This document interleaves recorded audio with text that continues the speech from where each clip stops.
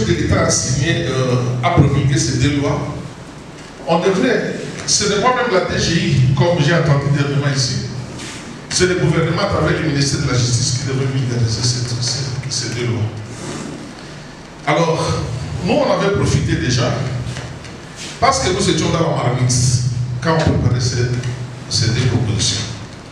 Et juste quand les deux lois étaient promulguées, j'ai écrit 3 livres où j'ai donné des explications par rapport à tout ce que nous allons voir aujourd'hui. Dommage, je sais qu'il y a des gens qui étaient avec nous il y a 2 ans qui ont vu ces livres. Non, il y a une année. Aujourd'hui, voilà qu'est-ce qu'on rattrape. Vous, madame, vous étiez là quand j'ai présenté les livres. C'est vrai, vous pouvez avoir les journaux officiels, mais chez nous, à travers les lois, on ne donne pas de commentaires. Même dans les codes congolais, le code des impôts, on donne les articles, mais on ne fait pas de commentaires. C'est ce qui fait que la fiscalité congolaise est souvent difficile. Mais dans d'autres pays, quand vous lisez les codes des impôts, à chaque article, on fait quand même des commentaires pour faciliter les interprétations à travers ce qu'ils pratiquent, ainsi de suite. Donc, ce que nous allons voir, ça sera déjà, c'est dans ce livre-là. Je crois que ceux qui avaient acheté à son temps, aujourd'hui, ceux qui ont des moyens, il y en avait 3. J'avais écrit un livre sur ça, un livre sur la fiscalité minière et un livre sur la fiscalité des hydrocarbures. Bon, fiscalité minière, il y en a plus ici à Colosie. Ça, on m'a demandé d'amener, j'ai amené à peu près quelques exemples. Alors, à quoi consiste ce que nous allons voir? Nous allons voir les possibles sociétés et les revenus de personnes physiques. En réalité, nous avons réduit ça, les titres, pour ne pas créer trop de sensations. Il s'agit d'une réforme qui a une histoire claire. Quand vous étudiez, quand Cisco a est arrivé, nous on s'est cassé la tête. Donc, les amis, ici, on dit les associer dans un groupe de sociétés. L'OADA nous a proposé des catégories de sociétés. Il y a ce qu'on appelle les sociétés commerciales et il y a d'autres qu'on appelle les groupements d'intérêt économique. Ça va? Les sociétés commerciales, il y en a 5. Premièrement, il y a SNC, Société au nom collectif. Ça existait déjà. Et puis il y a les sociétés au commandite simple. Et puis nous avons société anonyme, société par action simplifiée.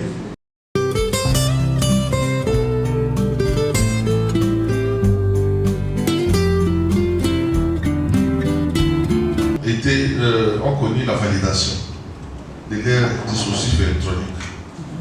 Est-ce qu'on peut faire, on peut activer une réforme avec cette entreprise et les autres? Je pense qu'on doit fixer notre moratoire. On doit. Et puis notre économie n'est pas digitalisée. On a un problème. Vous n'allez pas dans des banques, vous autres? Allez à la banque, on vous dit non, il n'y a pas de connexion. Vous voyez déjà, imaginez quelqu'un qui veut vendre. Il a un client devant lui, il dit non, il n'y a pas de connexion. Les clients, si c'est moi, je parle. Il y a des gens qui attendent. Mais moi, je ne sais pas, je ne peux pas attendre. Nous avons donné 4 critères, pas nous, la loi a donné 4 critères par rapport aux conditions générales de l'éligibilité. Pour les restes, nous avons essayé de s'évoluer parce qu'il faut comprendre plutôt les fondamentaux. Premièrement, ça doit entrer dans la gestion de l'entreprise. Deuxièmement, c'est une charge qui doit être effective, c'est-à-dire que la charge ne peut pas être fictive. On ne peut pas créer une charge imaginaire pour gonfler les charges et puis réduire le bénéfice. Non. Ça doit être une charge effective et puis être justifiée. Si la DGM dit qu'il n'y a pas de documents, alors on a bloqué les avis.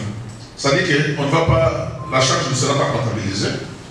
Troisièmement, c'est traduit par une diminution de l'actif net de l'entreprise.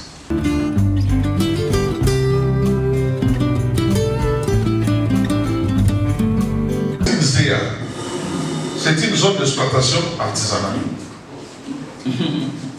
Alors, vous-même, vous voyez l'équipement. Ce qui m'a intéressé, j'ai pris les premières images, ce sont les outils que vous voyez là. Vous connaissez de quoi il s'agit? Ce sont des excavateurs. Or, n'oubliez pas que l'exploitation artisanale est différente de l'exploitation des petites mines. Et c'est différent de l'exploitation industrielle. Et tel que vous voyez là-bas, ça c'est vraiment une exploitation artisanale. Non. Alors, ça c'est la première image. Deuxième image, vous voyez, je me suis approché d'un excavateur pour avoir l'identité. Parce que demain, quelqu'un peut dire non, mais cette image a été truquée. On va en parler après. On va essayer d'en parler après. C'est pour dire que hier, ça que le ministre a dit, il n'a pas menti aussi. Non. Parce que lui, il était passé aussi par là. Il a trouvé qu'il y avait la présence des étrangers dans les zones d'exploitation artisanale.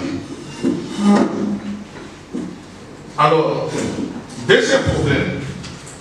Chers collègues, hier nous avons parlé des résultats au niveau des IS. Quel est le résultat qui est imposant dans l'IS? Les résultats imposables, c'est les bénéfices nets. Mais ces bénéfices nets, nous avons dit qu'il est ici de quoi? Ce bénéfice est calculé en faisant la différence entre les produits et les charges. Mais quand on s'arrête là, ce qu'on va trouver, c'est les résultats comptables.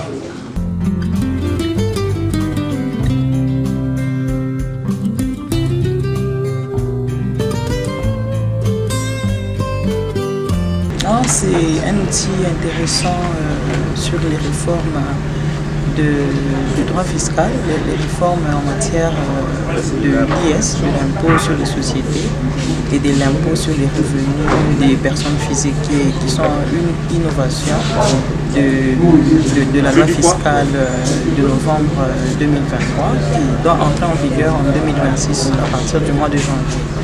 Donc nous sommes là pour avoir plus de connaissances sur la comptabilité de nos déclarations et paiements, de la nouvelle façon de payer les impôts. Les ABC sont là, les bases sont là, c'est bénéfique pour nous, pour moi particulièrement. Mais je pense qu'il faudra continuer avec la vulgarisation pour qu'on puisse entrer dans les méandres, dans les détails. Voilà. Beaucoup de choses parce que avec la nouvelle configuration de la loi de déclaration fiscale, le professeur nous a formés par rapport aux déclarations fiscales. C'est très important dans la vie de tout fiscaliste. Oui, la nouvelle loi, j'ose croire que on va s'y mettre pour appliquer ça. Ce que je demanderais, c'est aussi de former nos partenaires de la DGI, parce qu'avec il y a beaucoup de malentendus. Je crois que la DGI aussi doit former les inspecteurs et puis surtout les gestionnaires par rapport à la nouvelle matière. Je suis professeur Mapoti. Je suis venu animer un séminaire ici à Kolwezi avec l'organisation de la FEC. Nous sommes venus pour animer un séminaire qui porte sur la réforme de la fiscalité directe, c'est-à-dire on a parlé de l'IS, impôt sur les sociétés, et de l'impôt sur les revenus des personnes physiques. Une formation qui est pleine de sens. Pourquoi? Parce que d'ici là, le 1er janvier 2026, toutes ces sociétés que vous voyez là sont des sociétés minières.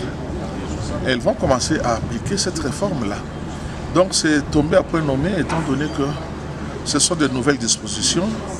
Apparemment, ça n'a pas été beaucoup vulgarisé. Donc on leur donne la possibilité maintenant de poser des problèmes, de discuter pour mettre toutes ces sociétés à l'abri des pénalités à partir du 1er janvier 2026. Déjà en 2024, j'avais écrit un livre qui parlait de cette réforme-là, de 2023. Et ça se trouve dans beaucoup de librairies, bon, ici à Kolwezi. Je crois que toutes les librairies d'ici ont ça, mais à Lubumbashi aussi, il y a dans beaucoup de librairies. Et à Kinshasa. Donc ce sont des livres qui sont vendus un peu partout. Et je suis très content de la manière dont les gens ont reçu ces ouvrages-là. Ça a permis aux gens d'appréhender déjà cette réforme avant même qu'on puisse assister dans les séminaires. Dire que chaque fois que j'arrive à Kolwezi, je suis chez moi. C'est une bonne ville que j'apprécie beaucoup. Je félicite beaucoup mes frères mes sœurs de Kolwezi pour l'accueil qu'on me réserve chaque fois que je suis ici. Merci beaucoup.